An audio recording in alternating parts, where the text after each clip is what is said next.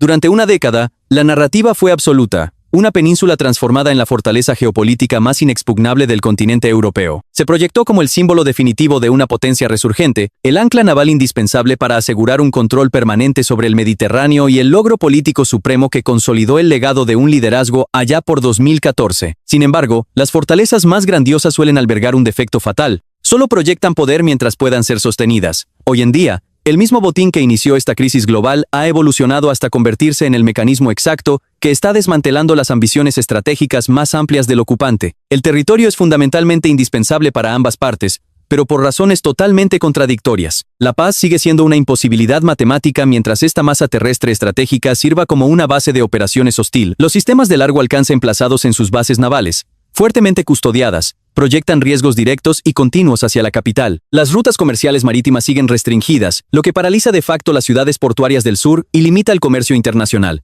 Revertir esta ocupación no es meramente un objetivo regional, es un imperativo de seguridad global. Recuperar esta zona con éxito envía una señal innegable a los sistemas autoritarios de todo el mundo. La expansión territorial agresiva es completamente reversible, y la integridad arquitectónica de la fuerza de ocupación está experimentando una tensión sin precedentes. Las redes logísticas se ven sistemáticamente comprometidas, los activos marítimos han sido reubicados por necesidad, y los perímetros defensivos se degradan progresivamente noche tras noche. Si se ha de encontrar una resolución definitiva a este conflicto, el camino pasa invariablemente por esta península exacta.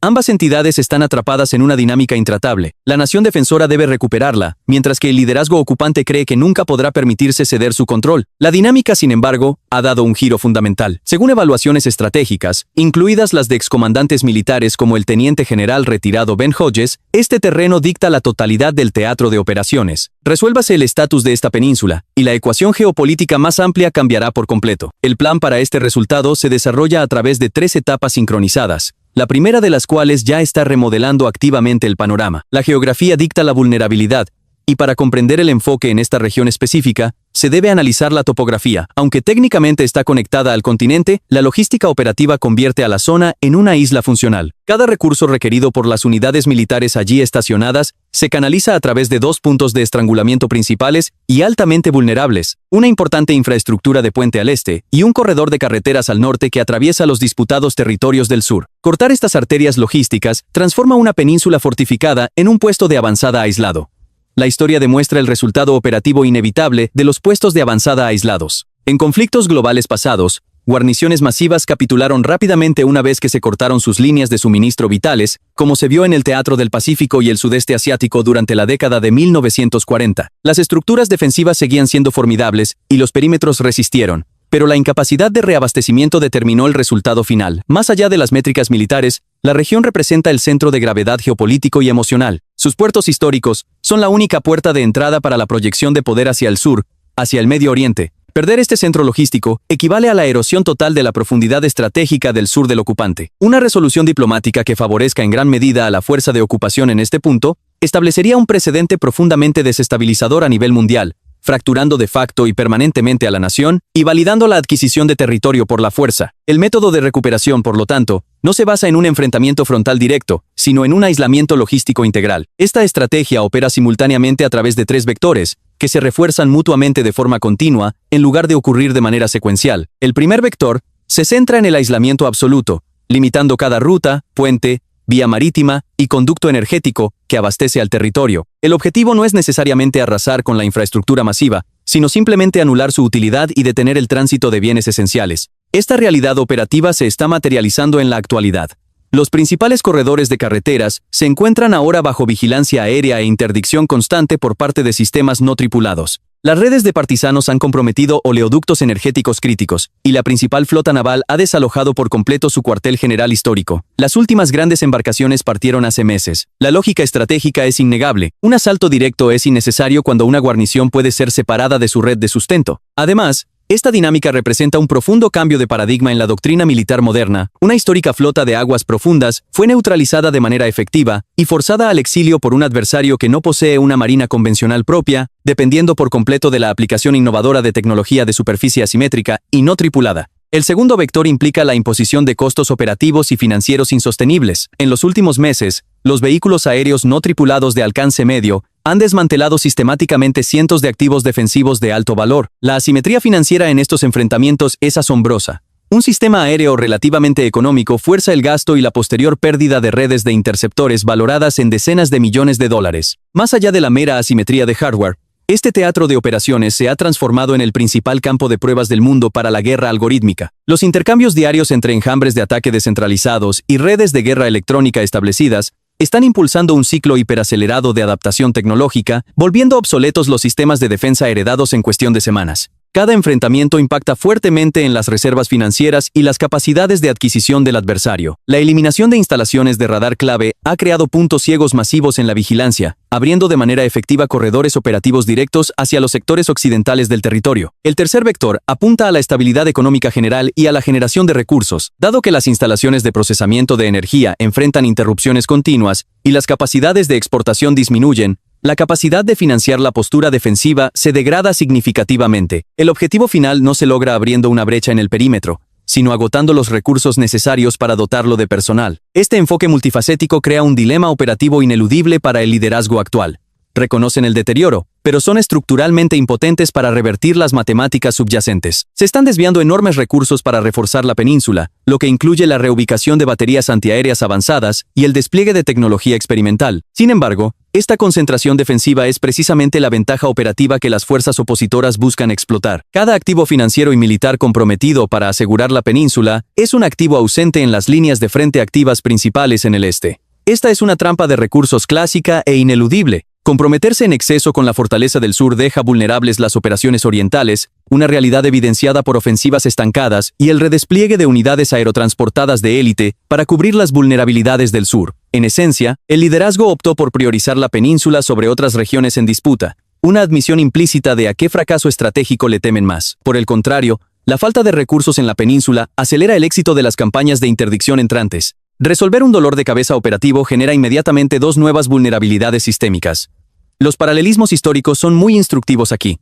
Cuando las formaciones militares del pasado se vieron aisladas, el liderazgo a menudo se negó a autorizar retiradas tácticas debido a las apariencias políticas, dependiendo en su lugar de un reabastecimiento aéreo insostenible. El resultado fue un colapso sistémico. La situación actual se hace eco de esta dinámica estructural, un liderazgo que se niega a ceder una posición que ya no puede respaldar de manera confiable, porque las repercusiones políticas de la retirada se perciben como peores que el costo táctico de permanecer, hasta que la situación se vuelve insostenible. Esta es la manifestación geopolítica de la falacia del costo hundido. El liderazgo está completamente atrapado por su propia mitología interna.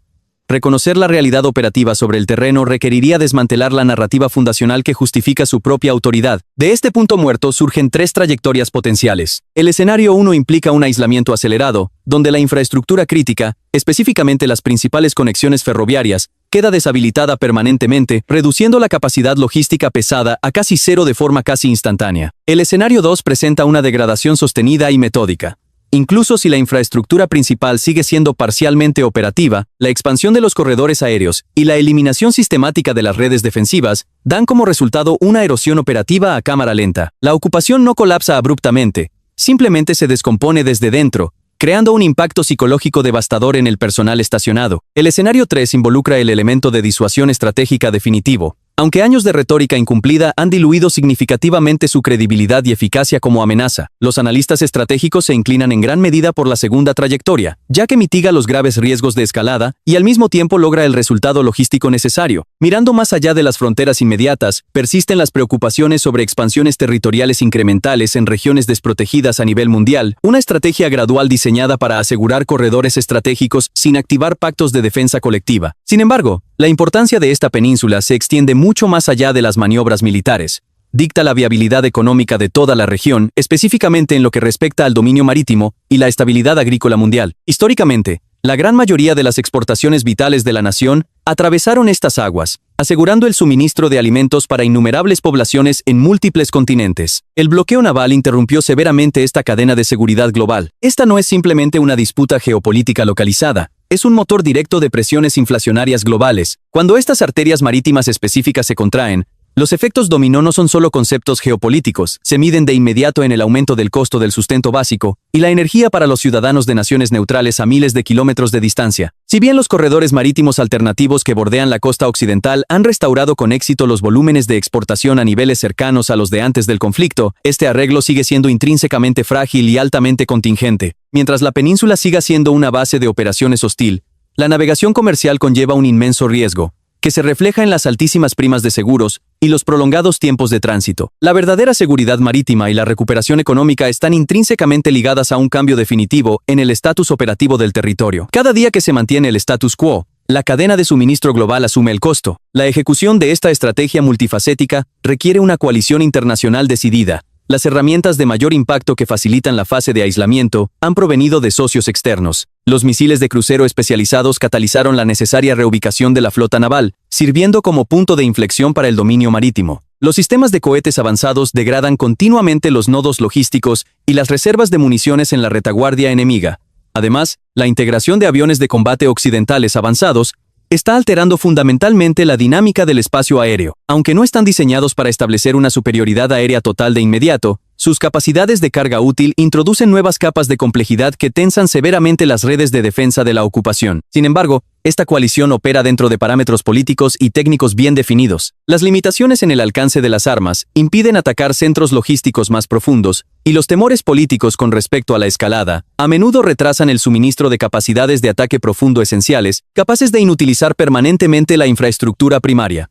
Adicionalmente, el ritmo operativo depende en gran medida de las cadenas de suministro internacionales para obtener microelectrónica, motores especializados e inteligencia satelital. Cualquier interrupción en esta red global impacta directamente el impulso de la campaña de interdicción. A pesar de estas limitaciones, la aplicación estratégica de los recursos disponibles ha arrojado resultados innegables: la reubicación de activos navales, la degradación de la defensa aérea y el compromiso de las líneas de suministro, lo que demuestra la eficacia del enfoque actual y construye una base sólida para el respaldo internacional continuo. La variable no es si existe la capacidad, sino la resistencia de la voluntad política para proporcionarla. La narrativa interna que justificó inicialmente la anexión se está desmoronando rápidamente. Comercializado originalmente como un triunfo y un destino de primer nivel para el ocio y el orgullo nacional, el lugar se ha transformado en una zona de gran ansiedad e incertidumbre logística. Los cierres frecuentes de las principales arterias de tránsito dejan a miles de personas varadas, lo que enciende una importante frustración pública que elude los controles de los medios estatales. Un aparato autoritario puede censurar eficazmente el discurso digital,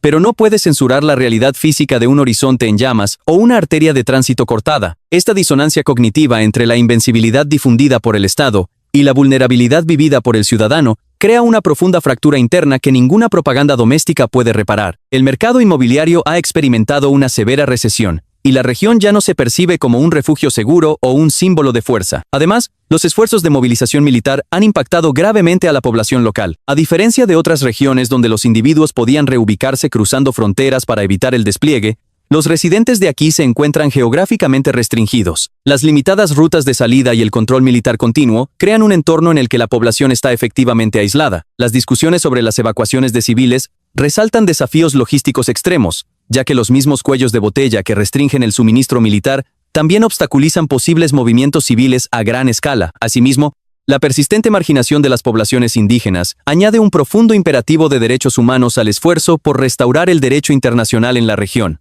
El capital político que alguna vez se obtuvo de esta adquisición territorial se está transformando rápidamente en un grave pasivo interno, rivalizando con el enorme costo militar que implica mantenerlo. Las implicaciones de esta lucha localizada resuenan en toda la arquitectura de seguridad global, poniendo a prueba de manera fundamental el valor de las garantías de seguridad internacional y los tratados de no proliferación. Hace décadas, se renunció a un arsenal estratégico masivo a cambio de garantías formalizadas de soberanía e integridad territorial por parte de las potencias mundiales.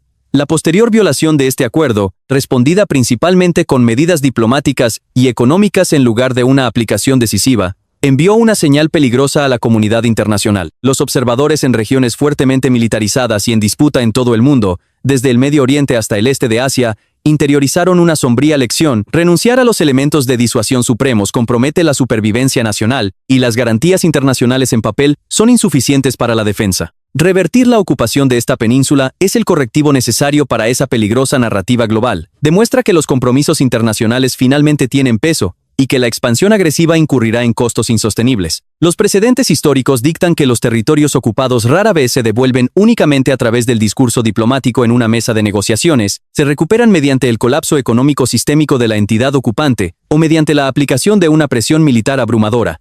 La estrategia actual se alinea perfectamente con esta realidad histórica, aplicar una presión implacable y multifacética, hasta que el costo de la ocupación supere con creces los beneficios geopolíticos de mantenerla, apuntando a la voluntad operativa del oponente en lugar de simplemente participar en un desgaste directo y simétrico. No se destrozan los muros reforzados, se erosiona sistemáticamente la base de la fuerza de voluntad y la logística que los sostiene. Una evaluación exhaustiva, sin embargo, debe reconocer los desafíos y variables inherentes que podrían alterar esta trayectoria. La fuerza de ocupación continúa beneficiándose de sólidas redes de suministro externo, recibiendo cantidades significativas de municiones y tecnologías de doble uso de socios estratégicos internacionales. Estos salvavidas externos aseguran que su capacidad operativa más amplia permanezca intacta, incluso cuando la logística regional específica se degrada. Simultáneamente, el éxito de la estrategia depende por completo de la resistencia inquebrantable de la coalición que la apoya. Si el suministro de sistemas avanzados, inteligencia y componentes cruciales disminuyera, el cronograma para la resolución se expandiría indefinidamente. Un asalto terrestre convencional y directo sigue siendo altamente improbable debido a los puntos de estrangulamiento geográficos fuertemente fortificados y a la falta de las capacidades anfibias marítimas necesarias. Por lo tanto, la resolución depende de una retirada diplomática forzada impulsada por la necesidad, o de un colapso logístico completo. Ambos exigen un tiempo considerable, paciencia y un esfuerzo sostenido. El impulso ha cambiado, pero el impulso por sí solo no garantiza una conclusión rápida. La dirección es visible, pero la velocidad depende de factores globales que ninguna de las partes inmediatas puede dictar por completo. En las guerras de desgaste logístico, el tiempo no es una variable neutral, es un arma activa. Inicialmente, la fuerza de ocupación operaba bajo el supuesto de que un conflicto prolongado favorecía a su abrumadora masa. Hoy, la estrategia de aislamiento ha invertido ese cálculo. Cada día que pasa acelera su declive interno. Lo que originalmente fue diseñado para ser el testamento definitivo de un legado imperial restaurado, se ha convertido en cambio en la misma ancla que arrastra a todo el aparato militar hacia un estado de agotamiento sistémico. Cada recurso asignado para preservar este símbolo político es un recurso negado al esfuerzo operativo más amplio. Cada convoy desviado es una unidad comprometida. Cada sistema defensivo avanzado reubicado en la península es una vulnerabilidad expuesta en otro lugar. Al intentar construir una fortaleza impenetrable, el arquitecto ha construido, sin darse cuenta, un recinto ineludible. La pregunta definitoria de esta era geopolítica ya no es si este eje geográfico puede finalmente ser neutralizado y recuperado, sino más bien cuánta degradación sistémica está dispuesto a soportar un liderazgo para aferrarse a un botín que, matemáticamente, ya no puede sostener. La fortaleza está cayendo no por una brecha repentina en su perímetro, sino por el peso insoportable y agravante de su propio aislamiento. A medida que esta estrategia sin precedentes de estrangulamiento logístico continúa desarrollándose, el resultado final depende de una variable crítica. ¿Qué cree usted que se fracturará primero, la resistencia y la voluntad política de la coalición internacional que suministra las herramientas de aislamiento, o la capacidad de liderazgo ocupante para absorber estos costos catastróficos y acumulativos? Comparta su evaluación estratégica en los comentarios a continuación.